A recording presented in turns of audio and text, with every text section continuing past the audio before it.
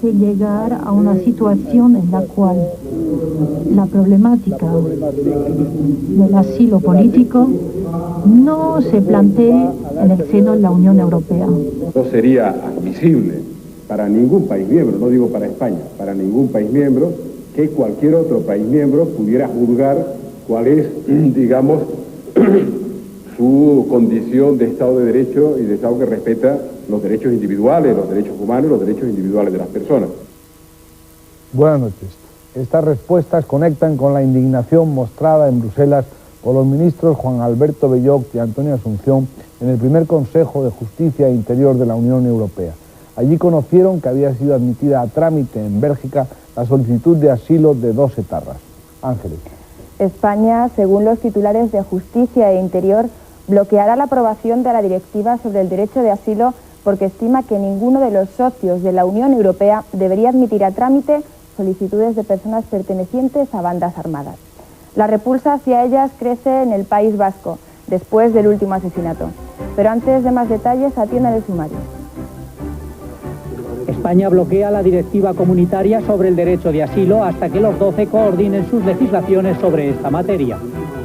Detenida la exdirectora del BOE, Carmen Salanueva, en relación con un fraude de más de 1.000 millones de pesetas efectuado cuando dirigía el periódico Oficial. Los sindicatos decididos a convocar huelga general en enero, a pesar de que la mayoría de los partidos y agentes sociales están convencidos de su inutilidad para avanzar en la negociación del pacto social. Alfonso Guerra afirma que el sistema capitalista está en crisis y se muestra partidario de reducir la jornada laboral y de limitar los beneficios empresariales mediante un pacto de rentas. Convocados por los mediadores internacionales para la antigua Yugoslavia, los líderes de las partes enfrentadas en Bosnia reinician las negociaciones de Ginebra para buscar una solución negociada al conflicto. Visitaremos la exposición del artista norteamericano Bruce Nauman, inaugurada en el Centro de Arte Reina Sofía de Madrid. La llama por la paz, encendida y custodiada por los compañeros de Joseba Goicoechea en la Archancha, inicia una marcha a través del País Vasco sumando adhesiones por la paz. Para el diputado general de Álava, desde ahora ETA tendrá que oír muchas cosas. También ha empezado a escuchar algunas el obispo Setién, por su finura para distinguir a los muertos. Bajo el lema Llama por la Paz, los compañeros de Joseba Goicoechea han iniciado en Vitoria una marcha que recorrerá numerosas localidades vascas. Los agentes del colectivo Emengaude, Aquí Estamos, han trasladado hoy esta llama a La Guardia, en la Rioja Alavesa, con un libro de firmas en demanda de paz. Por el momento, las fuerzas de seguridad del Estado creen que la banda terrorista ETA planea atentar próximamente contra algún político o representante de instituciones de esta comunidad autónoma. Las reacciones tampoco se han hecho esperar. En clara alusión a José Luis Álvarez Santa Cristina, Chelis, que de ideólogo de ETA ha pasado a ser el primer detractor de la lucha armada. El diputado general de Álava, Alberto Ansola, aseguraba que ETA, a partir de ahora, va a tener que oír muchas cosas, empezando por sus presos y dirigentes, que cada día se apartan más de su lenguaje de violencia y muerte. En este sentido, Nicolás Redondo Terreros, secretario general de los socialistas vizcaínos, ha acusado al obispo de San Sebastián, José María Setién, de atentar contra los principios básicos del catolicismo y cristianismo, al establecer distinciones sobre las víctimas de ETA. En Bruselas ha quedado claro que los ministros de Justicia e Interior, Belloch y Asunción, van a funcionar en tándem. Las distancias terminaron tras el fin de la égida Corcuera. Y sin Corcuerina, la actitud frente a ETA descarta las propensiones negociadoras del secretario para la Seguridad, Vera, quien con sus declaraciones a la BBC se acerca más a la puerta de salida. Los ministros españoles de Justicia, Juan Antonio Belloch, y de Interior, Antonio Asunción, afirmaban al término del Consejo Europeo que es necesario coordinar las legislaciones de los 12 sobre el derecho de asilo. Los ministros explicaban que mientras existan lagunas en los ordenamientos nacionales, continuará el bloqueo español a la legislación en clara referencia al caso belga. Nos parece conceptual, política y jurídicamente inadmisible que se pueda siquiera admitir a trámite, siquiera plantearse la posibilidad de una solicitud de asilo de un nacional comunitario. Y es inadmisible para nosotros que se le pueda dar credibilidad o arrojar sombra de dudas sobre un gobierno que persigue a los terroristas. Este país consideró la petición de asilo político de 2 presuntos miembros del Comando Vizcaya de ETA, Raquel García y Luis Moreno. En Madrid, Felipe González consideraba contradictoria esta situación que plantea, según sus palabras, un problema de extraordinaria envergadura. Espero que eso sea algo que se resuelva rápidamente y que se pueda, por consiguiente, caminar en lo que puede ser una legislación muy importante para todos los países miembros sobre el asilo y el refugio político, que es un interés sin duda común. El primer ministro belga, Luis Tobac, ha afirmado que introducirán en su país las medidas necesarias para que no se planteen en la Unión Europea problemas de refugiados. Carmen Salanueva ha sido detenida por orden judicial para responder de un fraude de más de 1.000 millones de pesetas consumado mientras ejercía como anterior directora del Boletín Oficial del Estado. Salanueva prestará declaración dentro de unas horas ante el magistrado que instruye el caso, en el que están implicados también otros 2 altos cargos de ese organismo. La exdirectora general del BOE, Carmen Salanueva, ha sido detenida esta mañana acusada de cometer un fraude de 1.010 millones de pesetas cuando ocupaba ese cargo. Salanueva fue directora de este organismo desde 1985 a 1991. Durante este periodo, esta mujer y otros 2 altos cargos del BOE compraron presuntamente papel para la publicación más caro que el precio del mercado.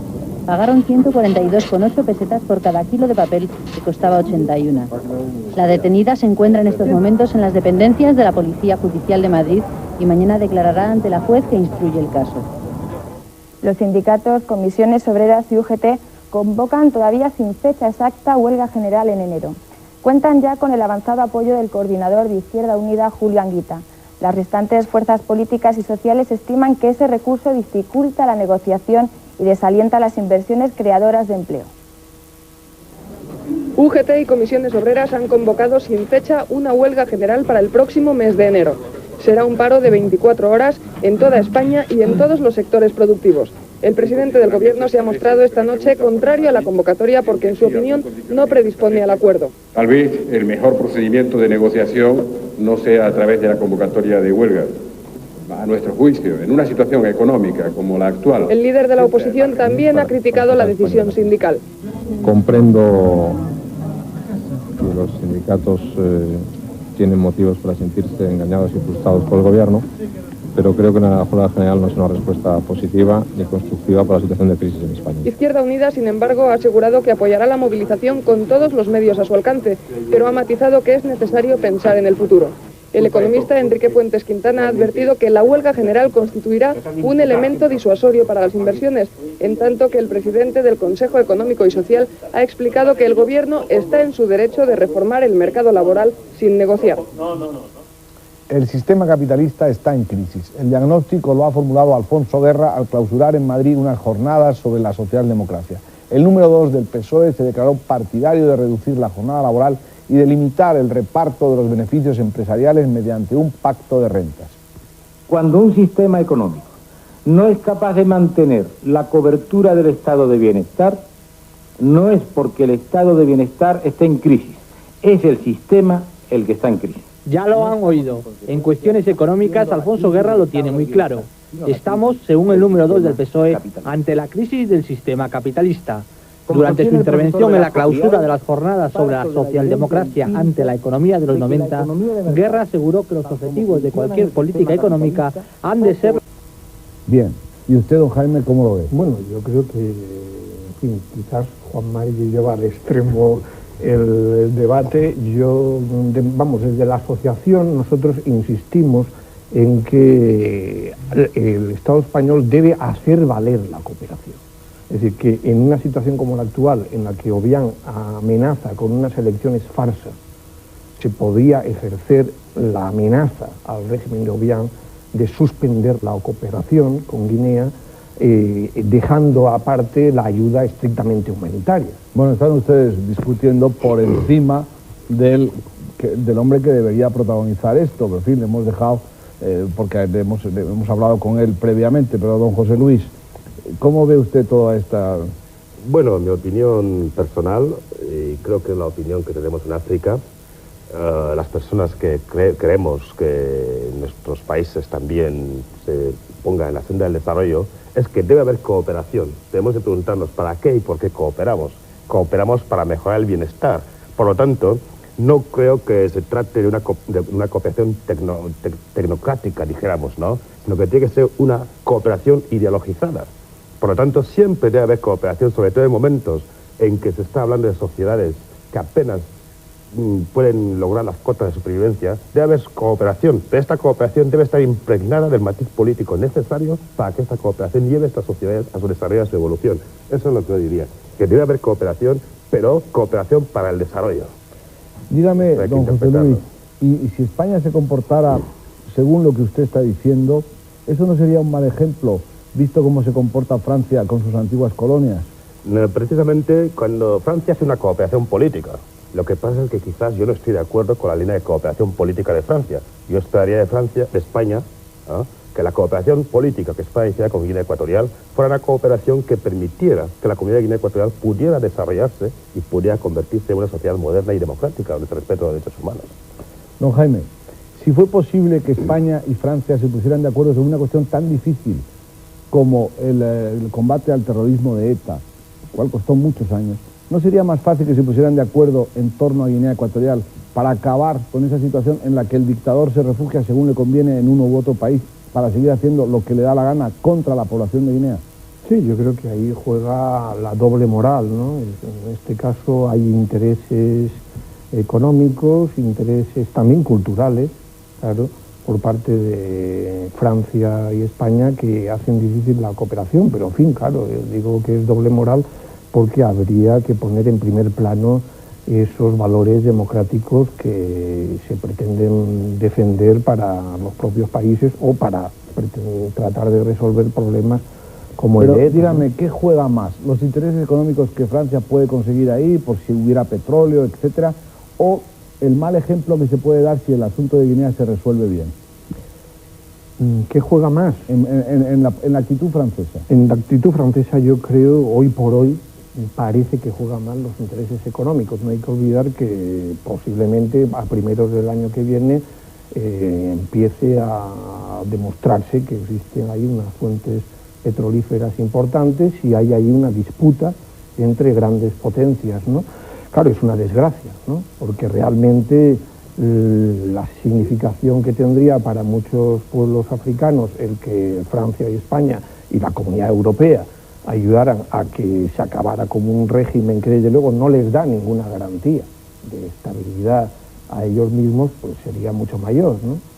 Pero usted, don Juan María, ¿qué le parece esto de que España haya estado en esta actitud un poco como purgando sus antiguas culpas con Guinea y ahora que Guinea puede pasar económicamente de dejar de ser un desastre a ser una prosperidad, la prosperidad quede en manos francesas?